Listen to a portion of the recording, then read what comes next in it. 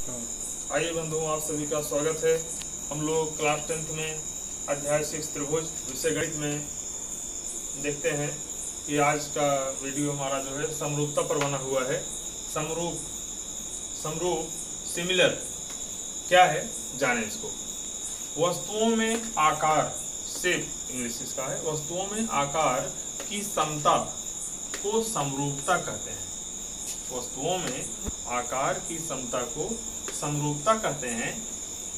इनकी माप, साइज में समान समता आवश्यक नहीं है। कहने का मतलब आकार, शेप, उसका बनावट, उसकी डिजाइन जो है वो समरूपता माने वस्तुओं में। आइए बंधुओं, आप सभी का स्वागत है क्लास 10th अध्याय 6 त्रिभुज विषय गणित में। आज समरूपता के बारे में हम लोग पढ़ेंगे। समरूप सिमिलर, दो वस्तुओं का आकार, शेप समान है तो वस्तुएं समरूप कहलाती हैं। इसमें वस्तुओं की माप, साइज समान होना आवश्यक नहीं है। कहने का मतलब जैसे आप देखें, दो वस्तुएं हैं, जैसे दुकान पर आप चले गए, चप्पल खरीदने चले गए, तो वहाँ पर आपको कोई डिजाइन पसंद आती है, कहते हैं कि ये डिजाइन हमको अच्छा लग रहा है, तो क्या होता है, शेप उसका होता है। अब उसके बाद फिर आप कहते हैं कि नहीं, हम फिर अपना साइज ढूंढते हैं। आप साइज माने उसकी माप होती है, वो बड़ा छोटा कैसे क्या है। तो इसमें जैसे आकृतियां दी गई हैं, जैसे बताया गया, पहले हम देखें, यहाँ पर चिन्ह बने हुए हैं, देखने में सब एक जैसे लग रहे हैं, तो उनका शेप एक जैसा है, तो इसको आकार बोलते हैं। आकार इनका समान है, आकार में समानता है, समता। तो लेकिन ये बड़े छोटे हैं, साइज इनका अलग अलग है, लेकिन ये क्या कहलाएंगे, समरूप कहलाएंगे। नीचे आते हैं, देखिए यहाँ पर 3 वृत्त बने हुए हैं, वृत्त बने हैं। इनका शेप देख करके हम लोग जान गए कि वृत्त है, माने इनका जो आकार है वो समानता का है। अच्छा, लेकिन ये बड़े छोटे हैं, साइज इनका अलग अलग है, और एक भी हो सकता है, इसलिए नहीं कि अलग अलग ही होते, एक भी सेम साइज वाले भी जो है कि वो आपस में क्या होंगे, समरूप होंगे। ये डिजाइन देखिए आप, इसमें देखें कि डिजाइन जो बनी है, शेप इनका एक जैसा है, इसलिए त्रिभुज बोला जा रहा है इसको। लेकिन बड़े छोटे भी हैं, बड़े छोटे हो सकते हैं, और सेम साइज का भी हो सकता है, सेम साइज वाला भी रहेगा आखिर, तब भी वो जो है समरूप कहलाएगी।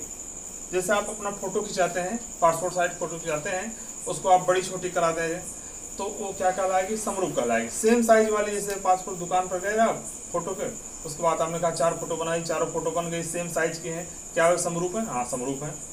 फिर किसी फोटो को और बड़ा करवा लीजिए उसी का, फिर जो आपको साइज मिलेगी वो बड़ी छोटी दोनों फोटो का मिलान करेंगे तो समरूप ही कहलाएंगी। ये आपका समरूप था, इसको आप थोड़ा समझें विषय को और नोट भी कर सकते हैं। चलिए आगे देखते हैं। भुजाओं की समान संख्या वाले दो बहुभुजों में समरूपता। भुजाओं की समान संख्या वाले दो बहुभुजों में समरूपता के लिए क्या आवश्यक है? पहली बात ये आवश्यक है, उनके संगत कोण बराबर हो, उनके संगत कोण बराबर हो, तथा दूसरी बात क्या आवश्यक है, उनकी संगत भुजाएं एक ही अनुपात में हों या समानुपाती हों। जैसे फिगर बना हुआ देखें, एक त्रिभुज ABC बन गया, दूसरा DEF बन गया।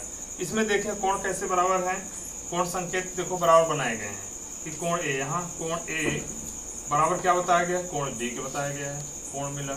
फिर दूसरा क्या बताया गया, फिर देख लें यहाँ से, कोण B बराबर हो गया कोण E के हो गया, कोण B E के बराबर हो गया। फिर ऐसे कोण C बराबर हो गया कोण F के। कोण तो मिल रहे हैं क्रम से। और उसके बाद भुजाओं में अनुपात देखे जाए, भाई पहली बात तो मिल गई, संगत कोण बराबर मिल रहे हैं, संगत माने क्रम से। जैसे त्रिभुज ABC और इसका नाम DEF, इसी क्रम में ABC की तरफ एक क्रम से जो देखा जा रहा है, इसमें क्रम का विशेष महत्व होता है समरूपता में। जैसे यहाँ AB बटा फिर D करें, देखें कितना आता है मान, AB बटा D, ये हो गया 2 सेमी था, AB 4 सेमी, सरल करने पर आ जाएगा 1 बटा 2 आ गया अनुपात। अच्छा, दूसरा निकालते हैं हम, BC बटा EF, देखते हैं इसका क्या अनुपात आता है। ये देखिए 3 सेमी था और नीचे है 6 सेमी, सरल करने पर AB 1/2 आ गया, इसका भी अनुपात बटा माने अनुपात ही हुआ। फिर अगला पॉइंट क्या बनता है आपका, अगला ही बन गया AC AC बटा DF। ये देखें, इसको सरल करें कि 4/8 आ गया, ए भी आ गया 1/2। देखें यहाँ तीनों भुजाओं का अनुपात ए भुजा बटा AB बाई डी, इसका मतलब AB अनुपात है D है। ये तीनों भुजाओं का ये संगत भुजाएं समान अनुपात में है। समान अनुपात माने 1/2 इसमें, 1/2 इसमें, 1/2 इसमें भी, और कोण भी मिल रहे हैं। पहली बात, संगत कोण बराबर हैं और उनकी संगत भुजाएं एक ही अनुपात में है। इस नाते दोनों त्रिभुज क्या होंगे, इसलिए त्रिभुज ABC समरूपता के लिए चिन्ह लगाते हैं। इससे अगर दो आकृतियां समरूप त्रिभुज समरूप है तो उसके लिए चिन्ह लगाएंगे और यहाँ लिख देंगे त्रिभुज DEF। ये कंप्लीट हुआ। इसमें देखें, दो आकृतियां अगर समरूप हैं तो उसके लिए केवल हम कोण ही ना मिला लें, कोण मिल गया तो समरूप बोल दें, हमको संगत भुजाएं भी मिलानी पड़ेगी, संगत भुजाओं का अनुपात देखना पड़ेगा। ये दोनों आकृतियां समरूप कहलाएंगी। तो ये भुजाओं की समान संख्या वाले बहुभुज होता है। जैसे 3 भुजा इसमें भी, 3 भुजा इसमें भी, तो इसमें ये नियम देखना पड़ेगा। इस तरह से आकृतियों के बारे में हम समझ सकते हैं। ठीक, धन्यवाद। आप सभी को ढेर सारी शुभकामनाएं।